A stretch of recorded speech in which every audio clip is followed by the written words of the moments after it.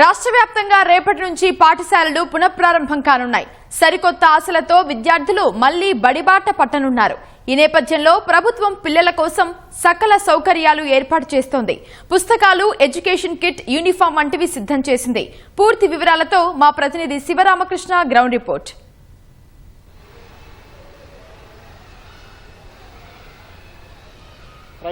తెలంగాణ రాష్ట్ర వ్యాప్తంగా రేపటి నుంచి పాఠశాలలు ప్రారంభం కానున్నాయి.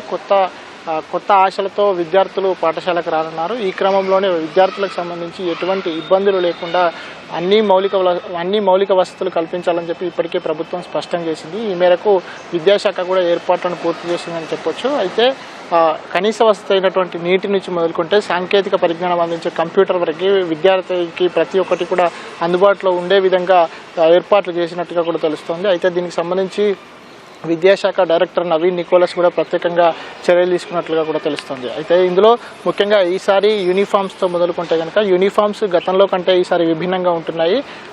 యూనిఫామ్స్ ఏవైతే ఉన్నాయో అది ఫస్ట్ నుంచి 7th క్లాస్ వరకు అందరికీ ఒకే రకమైనటువంటి యూనిఫామ్స్ ఇస్తున్నారు. స్కై బ్లూ కలర్ షర్ట్తో పాటు టాప్లో స్కై బ్లూ కలర్ ఉంటే బాటంలో నేవీ బ్లూ కలర్ ఉన్నాయి అందజేశారు. అయితే ఇందులో ఫస్ట్ నుంచి 7th క్లాస్ వరకు గర్ల్స్కి స్కర్ట్ అట్లాగే షర్ట్ రూపంలో ఇస్తే అబ్బాయిలకి 8th క్లాస్ నుంచి మిగతా అందరికీ కూడా అబ్బాయిలకి షర్టు ప్యాంట్ని అందజేస్తున్నట్టు, అట్లాగే 8th క్లాస్ పైబడినటువంటి అమ్మాయిలకు ఎవరైతే ఉన్నారో వాళ్ళకి పంజాబీ డ్రెస్ని కూడా యూనిఫామ్ రూపంలో అందజేస్తున్నటువంటి పరిస్థితి అయితే ఉంది. అయితే దీంతో పాటు ఎడ్యుకేషన్ కిట్లు ఏదైతే ఉందో ఎడ్యుకేషన్ కిట్ కూడా అందజేస్తున్నారు. అయితే ఈ ఎడ్యుకేషన్ కిట్స్ ఏవైతే ఉన్నాయో అవి గురుకుల సంక్షేమ పాఠశాలలో కాస్త లేట్ అయ్యేటువంటి అవకాశం ఉన్నట్టుగా కూడా తెలుస్తుంది. గురుకుల సంక్షేమకు సంబంధించి ఆ పాఠశాలలో ఈ ఏదైతే యూనిఫామ్ ఏదైతే ఉందో అది కూడా కాస్త లేట్ అయ్యే అవకాశం అయితే కనిపిస్తున్నట్టుగా కూడా తెలుస్తుంది. వీళ్ళకి సంబంధించి ఇప్పుడు 15న పాఠశాలలు ప్రారంభమవుతుంటే జూలై 15 వరకు కూడా వీళ్ళకు ఈ యూనిఫామ్ అందనున్నట్లుగా కూడా తెలుస్తుంది.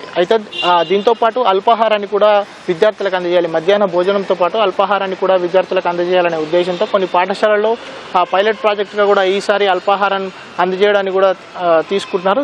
వీటితో పాటు కాంపిటెంట్ స్కూల్స్ అయితే ఏవైతే 5451 రాష్ట్ర వ్యాప్తంగా 5451 కాంపిటెంట్ స్కూల్స్ని కూడా ఈసారి తీసుకున్నారు. ఈ కాంపిటెంట్ స్కూల్స్లో ఏంటంటే ఫౌండేషనల్ లిటరసీ అండ్ న్యూమరసీ ఈ విషయాల్ని అంటే 1 నుంచి 5వ తరగతి విద్యార్థుల్లో తెలుగు, ఇంగ్లీష్ అట్లాగే గణిత భాషలకు సంబంధించి కూడా వాళ్ళలో నైపుణ్యాలు పెంపొందించేందుకు 50% నైపుణ్యాలు పెంపొందించేందుకు ఈ ప్రాజెక్ట్ని అయితే తీసుకున్నారు. అయితే దీనికి సంబంధించి మొదట ఈ రోజు నుంచి అంటే రేపటి నుంచి జూలై 15 వరకు అంటే ఒక నెల రోజుల పాటు దీనికి ప్రిపరేటరీగా సిద్ధం చేయడంతో దాంతోపాటు ఆ తర్వాత నుంచి 2-3 తరగతులకు ప్రత్యేకంగా 1 నుంచి 5 ఉన్నప్పటికీ కూడా 2-3 తరగతులకు సంబంధించి కీలకంగా ఉండనుంది. దీనికి సంబంధించి అన్ని శిక్షణను ఏర్పాటు చేయనున్నట్లు అయితే దీనికి ప్రత్యేకంగా FNL అనే ఒక కోర్సును పెట్టి చేశారు. అయితే వీటిని ఎలా సెలెక్ట్ చేస్తారంటే 5451 స్కూల్ ఏవైతే ఉన్నాయో ఇవి రాష్ట్ర వ్యాప్తంగా ఉన్నటువంటి 1817 క్లస్టర్స్ ఉన్నాయి. ఒక్కో క్లస్టర్ నుంచి ఎక్కువగా ఎన్రోల్మెంట్ ఉన్నటువంటి అంటే ఏ స్కూల్లో ఎక్కువగా అడ్మిషన్స్ ఉంటాయో ఆ ఎన్రోల్మెంట్ నుండి పాఠశాలలో ఒక్కో క్లస్టర్ నుంచి 3 పాఠశాలని సెలెక్ట్ చేసినటువంటి పరిస్థితి అయితే కనిపిస్తుంది. అయితే వీటితో పాటు చూస్తే కనుక మళ్ళీ నెక్స్ట్ అకాడమిక్ ఇయర్కి సంబంధించి చూస్తే కనుక అకాడమిక్ ఇయర్ రేపటి నుంచి ప్రారంభం అంటే జూన్ 15న ప్రారంభమైనటువంటి ఈ అకాడమిక్ ఇయర్ వచ్చే ఏడాది 2027 ఏప్రిల్ 23వ తేదీ వరకు కూడా కొనసాగుతుంది. 227 పని దినాలుగా ఇందులో ఉన్నాయి. అయితే దీనికి సంబంధించి దసరా సెలవులు 13 రోజుల పాటు అక్టోబర్ 10, 2027 నుంచి అక్టోబర్ 22, 2027 వరకు 13 రోజుల పాటు దసరా సెలవులు, 5 రోజుల పాటు క్రిస్మస్ సెలవులు, 5 రోజుల పాటు సంక్రాంతి సెలవులు ఉన్నాయి. అట్లాగే 10వ తరగతి సెలవు